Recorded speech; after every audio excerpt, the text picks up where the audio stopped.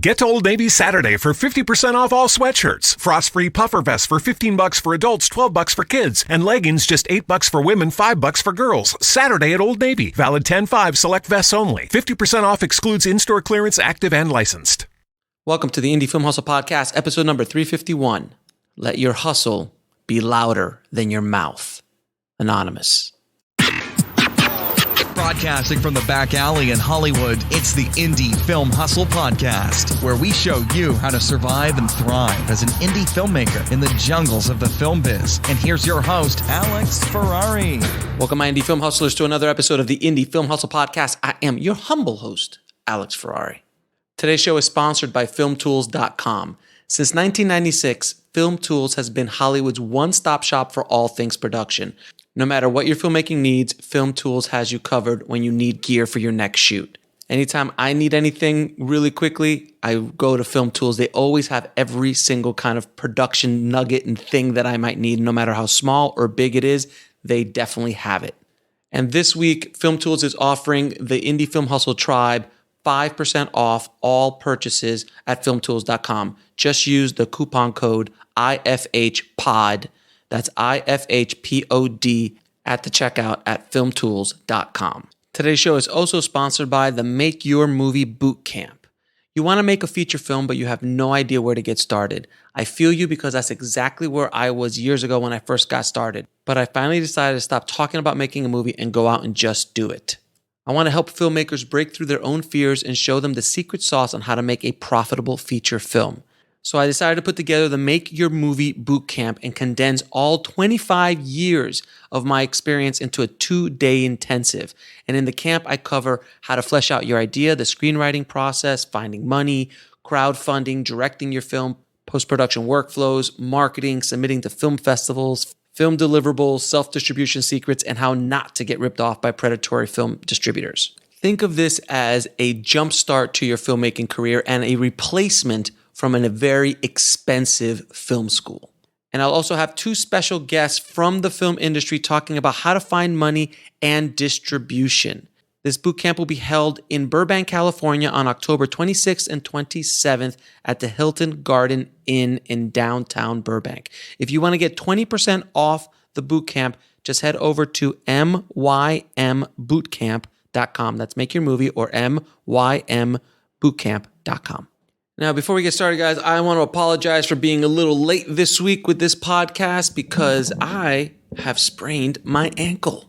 So I was laid up yesterday all day in bed, and it was not a good thing. So I am back. I'm still swollen. I'm still in pain, but I am here because I am dedicated to the tribe and making sure I put out good content every week. So I try not to let anything stop me. In the course of over 350 episodes now, I've only missed a handful, and those are generally because of illnesses or injury of one way, shape, or form. But I am here today, and I want to talk to you guys about the future of what I think the future is of independent filmmaking, on how to actually make money with independent films, and moving forward, what we can do and how we can protect ourselves from outside influences and situations that will hurt our chances of actually making a living in this business.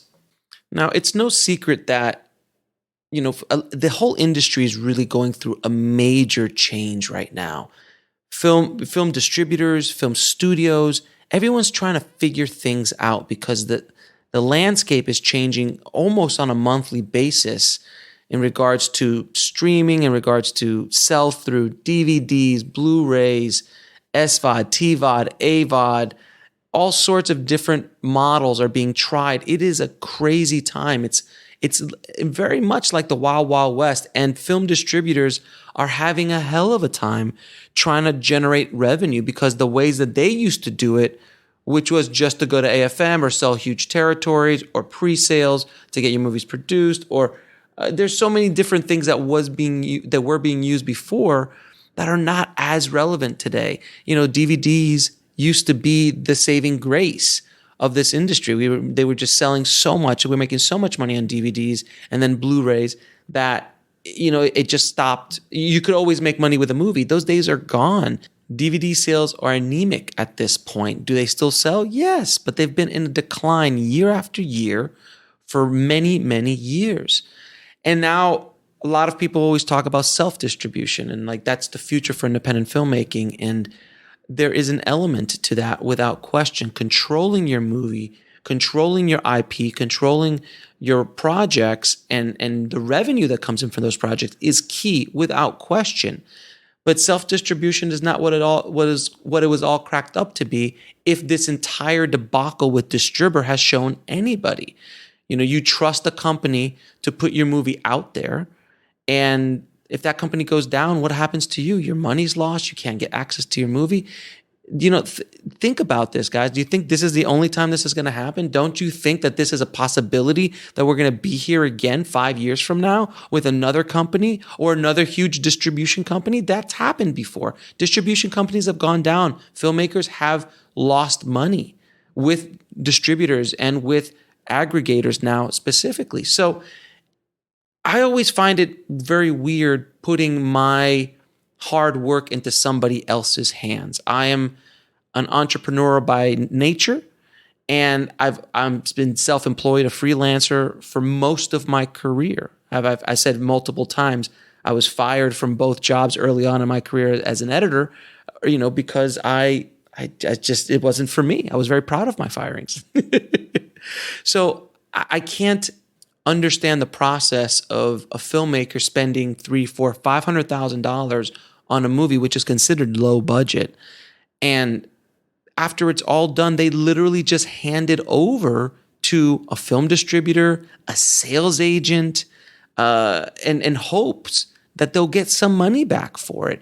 Where in the world that we're living today and moving forward, nobody knows anything. There are no guarantees anymore. There's very little things that work constantly with every situation. It's not existent anymore. So by doing this, by handing your movie over to someone who says, I know best, they don't know best. It's proven. Some of these big distributors, I'm not talking about the studios, they're at a different place. I'm talking about the independent world. Many of them are just trying to make it work. They're trying to make it happen. That's why a lot of these predatory distributors, and even some very well-known distributors who will remain nameless in this episode, but are very well-known in the indie film community, are offering 15-year deals. 15-year deals. Why? Because they have no idea how they're going to recoup their money that they spend, or they have no idea how they're even going to generate money. They're trying to play the long game. They're like, well, maybe between now and 15 years, we'll figure something out, while the filmmaker's left holding the bag. That is the world we live in today. And by the way, guys, I want to make this very clear. All of the problems that independent filmmakers are having, film distributors are having, sales agents, to generate revenue in today's world and model is happening in a fairly good economic time. We are still in a good economic time. We are not in a recession or depression or financial collapse or crisis like we were in 2008 and the years afterwards. So I hate to break the news to anybody listening. We're due. We're actually late for another economic turn. We're probably a few years late. So do you think that this growth is going to keep happening in the rest of the economy, that it's just going to be money, money? There's already indicators saying, guys, watch out. Something's going to happen. Something's going to happen. And the way the world is today, with there's so much uncertainty with, things happening in Europe, things happening here, domestically in the US, it's just a very unstable time in many ways. But our economy seems to be holding up as of right now. But what do you think is going to happen to all of these distributors, sales agents, production companies, film aggregators? What do you think is going to happen to them in a huge economic turn? Let's say 2008 happened again. I'm not wishing it by any stretch. I'm just kind of sounding an alarm. And it's not a conspiracy theory. Anybody listening out there like, oh, this Alex has gone crazy. He thinks it's a conspiracy theory. No, there is sound economic knowledge behind this. Look it up. There's a lot of indicators that are saying it. And just on a historical standpoint alone, it goes in cycles. Every 8 years, every 10 years, there's some sort of economic downturn. So we're late for our economic downturn. So it could happen tomorrow, it could happen in 2 years. But I think something's going to happen within that time period. Something somewhere is going to happen. So how do you think it's going to affect us? How do you think it's going to affect our industry? Do you think that film distributors, film aggregators, and sales agents, do you think these guys are going to be able to withstand a 2008 again? Or God forbid, something even worse than what happened in 2008? Do you? I'm honestly asking everybody. I want you guys to answer the question in your own head. What do you think is going to happen? Because right now, everyone's having a tough time in a good place, in a good economic environment. So what can we do? I don't want to be doom and gloom and everything here. I wanted to bring this out, and I wanted to kind of put it out into the ecosystem of independent filmmaking so people start talking about this, because this is something that's going to really hurt all of us in the future. If we don't figure out how to make money, how to generate revenue from our film projects, we will not survive. Your dream of being a filmmaker, your dream of making a living from your art, from what you love to do, is in jeopardy because the models that worked before are not working now. 2 years ago, I was able to make thousands of dollars through TVOD, renting and selling This Is Meg. Those days are gone. The numbers from distributors that I've talked to, you could just see the absolute downturn of iTunes. iTunes is generating no money, barely any money for independent filmmaking, for independent films.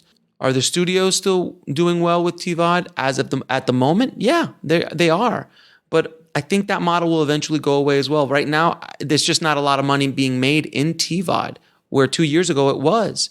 Now the new thing is SVOD and AVOD. That's where a lot of money is being made. If you put your movie up on Prime, on Amazon Prime, you're going to probably make more money than if you put it up on, rentals and purchases. Though if you're going to do proper distribution windowing and things like that, you could put it up for 2-3 weeks or a month for buying and renting to see if you can generate any sales. And after that, you could put it up on Amazon Prime, because again, the numbers and the data that I've been seeing is that money is being made more so on SVOD, and the new up-and-coming way of making money with films is AVOD, which is advertising video on demand, places like Tubi.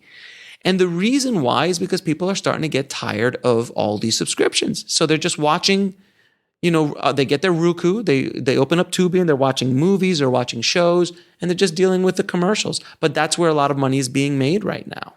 But who knows what's going to happen in the next 6 months to a year? That could dry up. There's just always something. There's always a new technology, a new way the customer is his watching habits, or their watching habits are changing.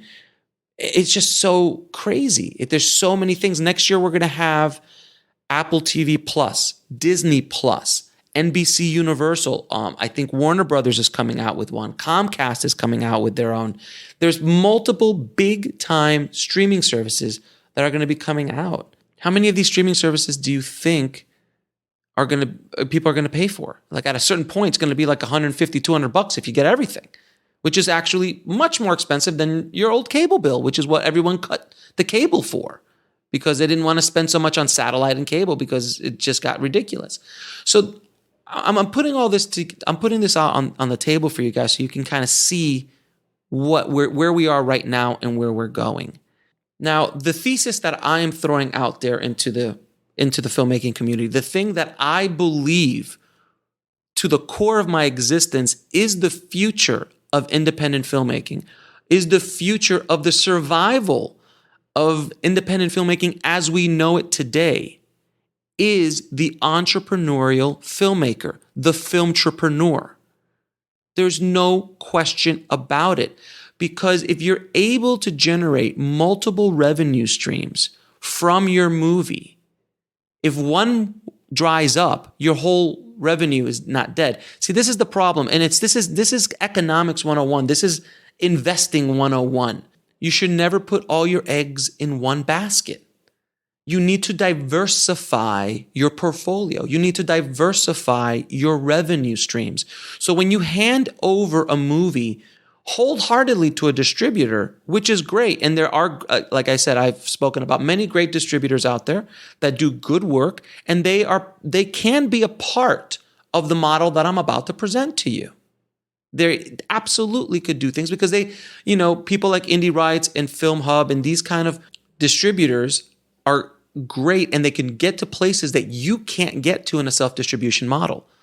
You cannot get into 68 English-speaking territories on Amazon Prime or for rental or purchase. You just can't by yourself. Even if you upload to Amazon by yourself, to direct Amazon Video Direct, you get 2 territories, 3, I think, at tops. So there are benefits with working with a traditional distributor, but as part of an entire ecosystem. And that is what I'm presenting to you. So with a movie, you have to look at it as a complete ecosystem. How can I generate revenue from this movie? You can't just look at it the way we've been taught for years and years and years. The old model is dead. The old model is not built for us. It's not built for independent filmmakers. The model of make a movie, give it to a distributor, and pray that you'll get paid one day, that model doesn't work for us. It might work for the studios because they're the studios and they have their own infrastructure and they have their own distribution. So it works for them because they control their entire ecosystem globally. Globally. Disney has distribution in England and in Europe and in Asia, and they have it all. So they can make things like that work. We can't. We're dependent too much on outside companies, outside sources. So you have to diversify your revenue streams. So there are multiple ways of doing that. And I won't go into every single detail in this episode, but I want you to start thinking about how you can generate more revenue from your films. And I argue that this conversation needs to be happening at the beginning stages of your movie. At the very beginning stages of your movie, you need to start thinking, how am I going to be able to make money with this? And that's the problem with a lot of artists like myself and every filmmaker. We don't want to think about that. We just want to make our art. And hopefully we'll get some money back at the end of the day. And that's great. But unfortunately, our canvas and our paintbrushes are too damn expensive. Okay? We're just too expensive. So you have to think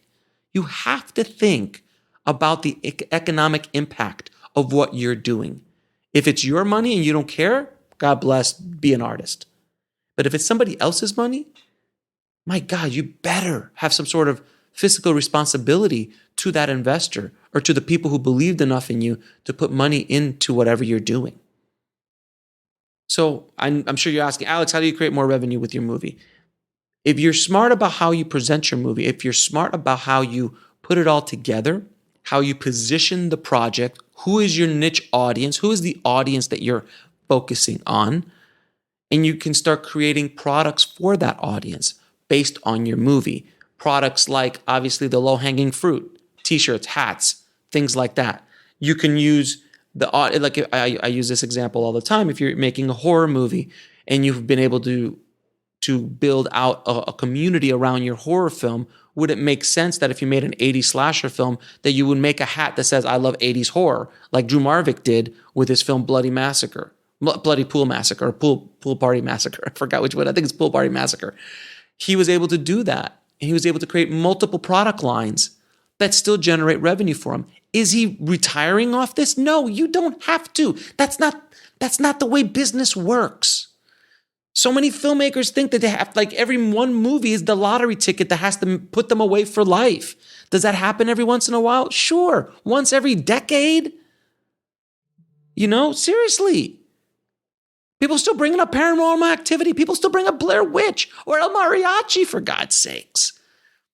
Those are outliers, man. That's not the way it works. For every Uber or for every Airbnb that explodes, or Beyond Meat now with the plant-based burgers, for every one of those companies, there is thousands, if not hundreds of thousands of companies who try and fail.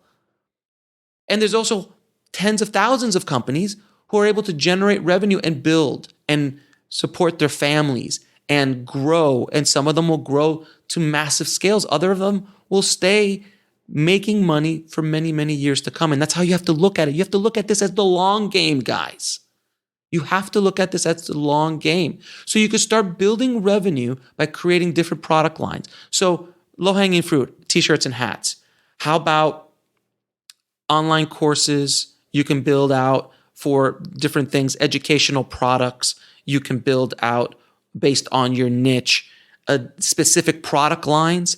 Like if you had a swimming documentary, you can create swim caps that are specific to that audience that have your logo on it. People will buy that. If you have a spiritual movie or spiritual documentary, does it make sense to build out meditation products, yoga products, things like that, things that that audience would be interested in? Sure. How about building out services or selling services like Brad Olson, the filmmaker behind Off the Tracks, which is a documentary about Final Cut Pro X, for God's sakes. Not a very broad spectrum movie, but hell, he was able to make not only money with it, but he's able to sell his services. He's able to establish himself as a thought leader in his space in the world of editing. And he's been able to generate revenue by getting gigs. It doesn't all have to be so black and white. You've got to think creatively. And this, by doing what I'm telling you guys, if you start thinking like filmtrepreneurs, you are going to be in much better shape when something happens to our industry, when something happens economically or an economic downturn or something happens, you'll be more resilient. Your projects will be more resilient because you're diversified. And if you're able to do 2, 3, 4, 5 of these kinds of projects and own all of them, put them all in your portfolio, and you're able to generate multiple revenue streams from all of these projects. And I'm not talking you have to have $500,000 movies. Look at me. This Is Meg cost me, I think, between $5,000 and $8,000, somewhere along those lines. And On the Corner of Ego and Desires cost me around $3,000. And I'm able to generate revenue from both of those films and continue to generate revenue from them, multiple sources of revenue from them. Here and there, doing different things. I'm talking about them right now on this podcast, which has helped me generate revenue through my sponsorships. There's so many ways you have to think about how you can make money with your movie. And I know out there, and I've already had these conversations with filmmakers. They're like, oh, Alex, I'm a filmmaker. I don't want to think about building an online course for my movie. Great, don't. If you don't want to, don't. Go with God. Godspeed to you, my friend. If that's not what you want to do, don't do it. But don't complain when you're not able to generate revenue in the old model. Don't complain when you're never able to make another movie again because you didn't think of the economics behind what you're doing. If you're thinking about making movies purely as an artist, understand that revenue, the money or the budget that you're putting into that money is at risk. It's a risk anyway. But if you're cool with that, then Godspeed, man. I'm not telling you have to do anything. But unless you have independent sources of income, first of all, and independent sources of money that can finance all of your creative endeavors, you're going to have to figure out some sort of business model that's going to be able to sustain you throughout your career. Again, if you're rich, mommy and daddy's paying for it all the time, God bless, man. You got a trust fund? Do it. You made a lot of money in real estate and this is what you want to do now? You don't care about making money there? Cool. Fine. But for the rest of us, I'm trying to put out a model. I'm trying to put out a method of a way for filmmakers to make money, real money every month. If it's $5 here, $20 there, $100 here, $5,000 there. Every month coming in. That's what I want for every single filmmaker, everybody in the tribe that wants to make a movie. That's what I want for you. to make a living doing what you love to do. Making a living, not being super wealthy, not living in the Hollywood Hills somewhere or in a mansion or flying out in private jets. Sure, if that happens, great. But if it doesn't, can you put food on your table? Can you pay your rent? Can you support your family or yourself? And can you do the art that you want to do? And can you make and that's what you dedicate your life to, is just doing your art. Man, I think that's a win. I don't know about you, but that's a win for me. You can get paid to do what you love to do and support your family and put a little money away and pay the bills and do what you love to do. Man, isn't that the dream? And wouldn't it be amazing that when you make one product, that product still generates revenue for you years down the line? It just continues to generate revenue for you if you set everything up right. And then as new technologies come up and new opportunities come up to generate revenue, you can bring that out of your portfolio and start creating other revenue sources again. You know who does this, guys? The studios. I mean, look at Disney. Disney's still making money with Snow White every single day. Someone somewhere in the world is buying a t-shirt or a product that has Snow White on it, or has bought the movie, rented the movie, or is watching it on a streaming platform somewhere, probably going to be on Disney Plus. But they're still generating revenue off of their entire portfolio, their library of films. Why can't we do something similar? The world is in a place where we have more access than ever before. Access to affordable technology that makes our films look very high quality, much more so than years ago. So we have access to affordable, high-end cinema production.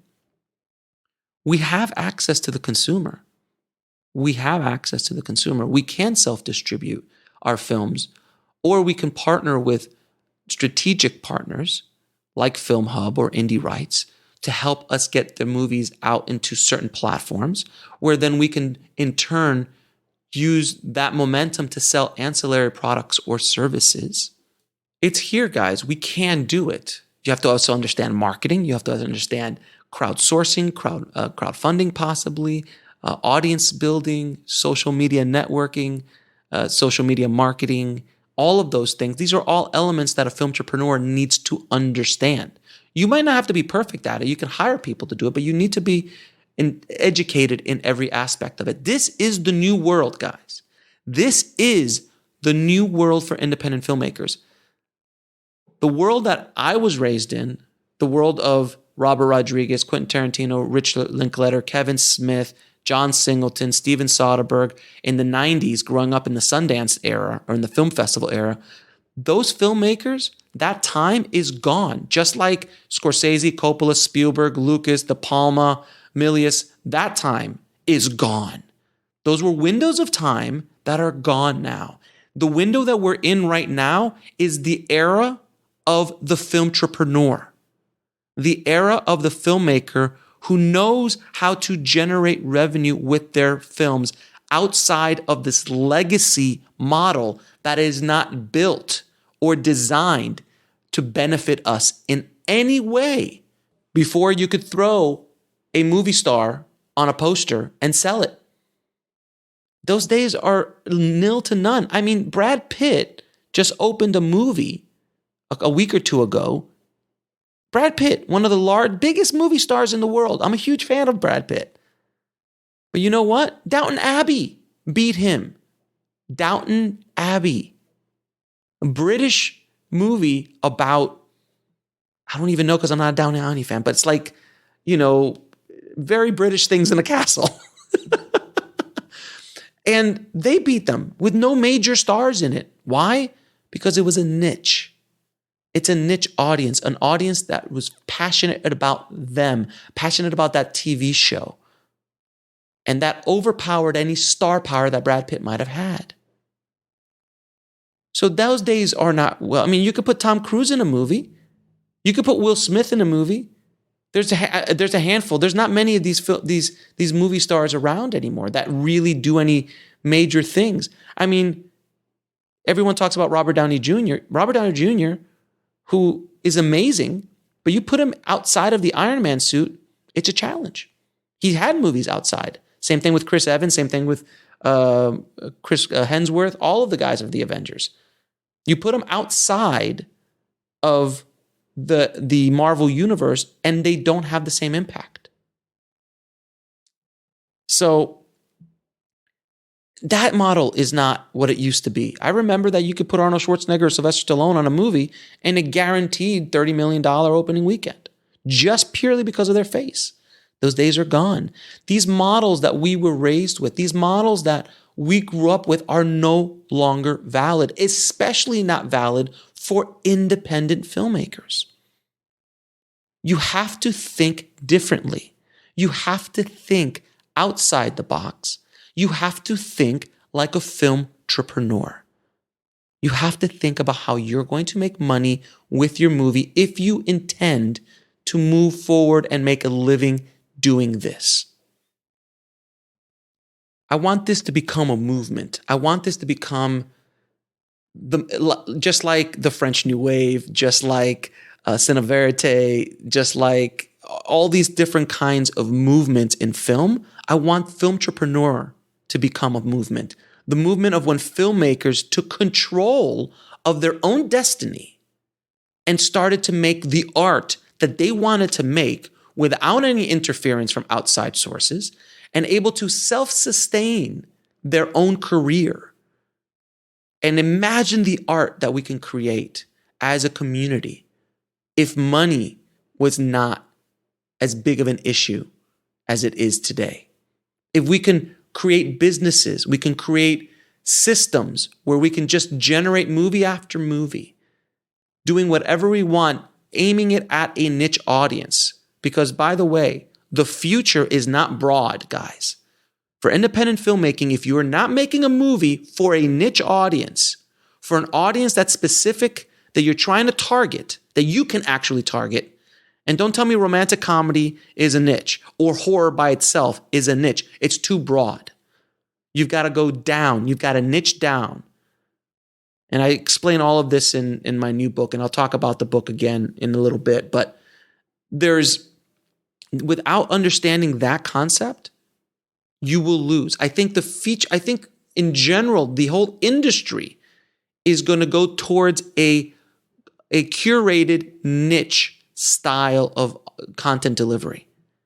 Because look at Disney Plus. Disney Plus, which is coming out next year, is going to be arguably a niche.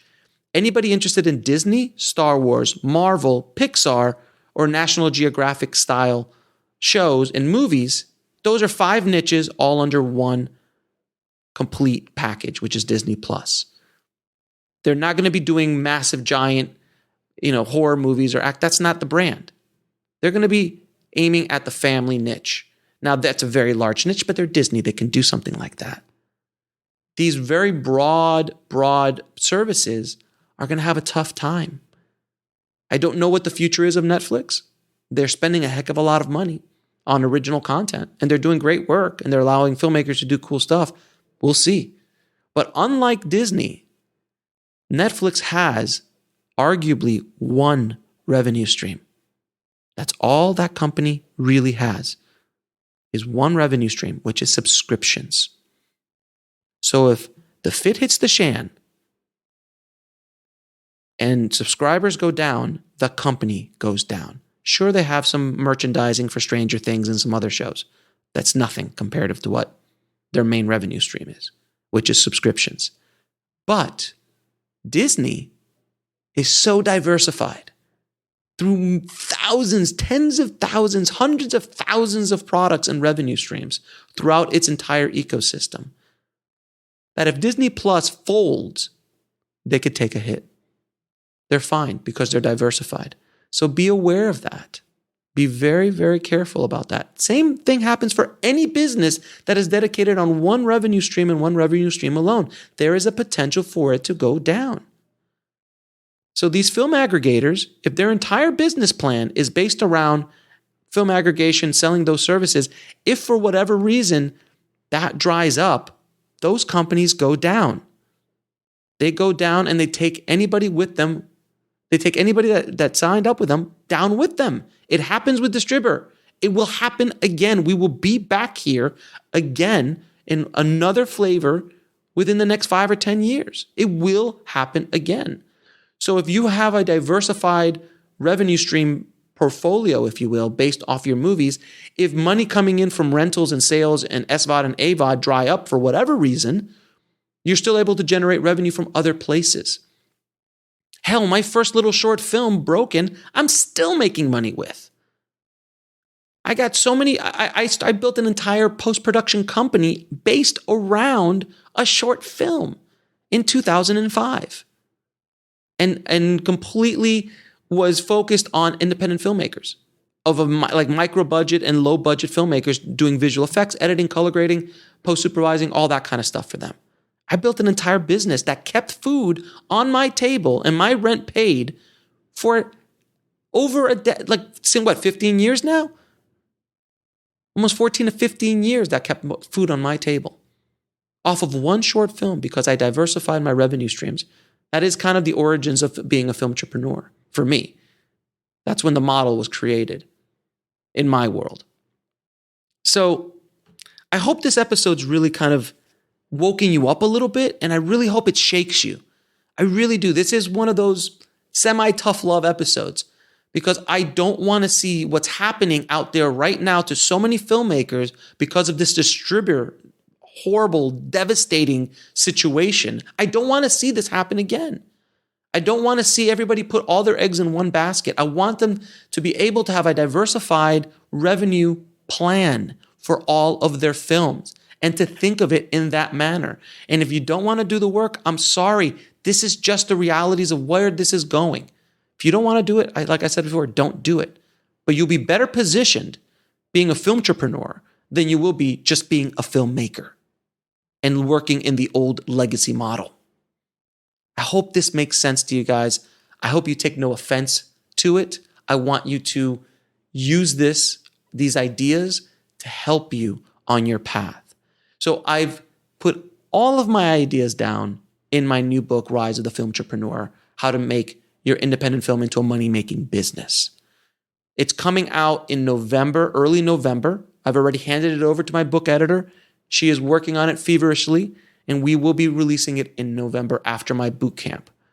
So that book it's an entire blueprint on everything I've talked about. I go into real deep ideas, methods on how to do this and include multiple case studies of filmmakers and filmtrepreneurs who are using these methods and are making a good living, others building empires with, literally $1 million empires off of these concepts. So I really do hope that first of all, I hope everybody gets the book. And I'm not just doing this as a sales pitch. I just hope it helps. I really do. If you want to pre-order it, just head over to www.filmbizbook.com. That's filmbizbook.com. It's available on Amazon for pre-order. It will be available everywhere else after it gets released. Or you can go to the show notes at indiefilmhustle.com/351. And I'll have links there, plus links to shows and episodes talking about being a filmtrepreneur, talking about predatory distributors, talking about film aggregators and all the things that we're dealing with. And by the way, we're going to have some amazing interviews coming up in the next week in regards to distribution, self-distribution, the whole film aggregator debacle with distributor, and all of these things. I'm going to be having a very deep conversation with some special guests coming up in the next week or so. So I really hope you guys listen to that. This is such an imperative conversation to have right now, and this is such an important time. I feel we're at the edge of the cliff right now, and it's our job as filmmakers to figure out how to take control of our own destinies. I've done that most of my life by being a freelancer, a business owner, and now running Indie Film Hustle, Bulletproof Screenwriting, Filmtrepreneur, and all the other companies that I run. You have to create your own thing. You have to create your own revenue. Take control of what you're doing. Take control of your art form. Take control of your business. I've said it 1,000 times on this show, and I'll say it again. I've stolen this line from Suzanne Lyons, a film producer friend of mine, which says the word show and there's the word business. And the word business has twice as many letters as the word show. And there's a reason for it, guys. If you want to be a part-time filmmaker, this is not for you. You want to do like movies on the side, make a movie every 3 or 4 years, good for you. God bless. But if you want to make a living doing what you love to do, and you believe that that's capable of being done, because it is, because I do it, and I know many other filmmakers who do it, but every single one of the filmmakers that I know that is making a living doing what they love to do, in the independent space, in the very independent space, has taken control of their own destiny in one way, shape, or form. They've built out relationships, or they have been able to understand how to become a filmtrepreneur. So I wish you guys all the luck in the world. Please stay tuned for some amazing interviews coming up. I'm super excited. We got some Halloween episodes that are going to bring a smile to your face and educate you as well. So thank you all so much for the outpouring of support and the great vibes that everyone's sending me in regards to this whole distributor thing and the work that I'm doing with distributor and getting the word out. You know, we did, if you haven't heard, we got an article written up on Variety, picked up an article finally. No, Film School picked up a couple articles, or did a couple articles already. And I know IndieWire is going to be releasing a massive article, which I've been in contact with them multiple times in regards to that. So I really want this word to get out and about not only with distributor, but what the implications are for the future for all filmmakers and all independent filmmakers specifically. So I do appreciate all of everybody's support of this. And if you do see some content in regards to the distributor situation, please forward it to anybody you know that's in this process of making a movie, about to sell a movie, have their movie with distributor and they haven't heard about it yet, and so on.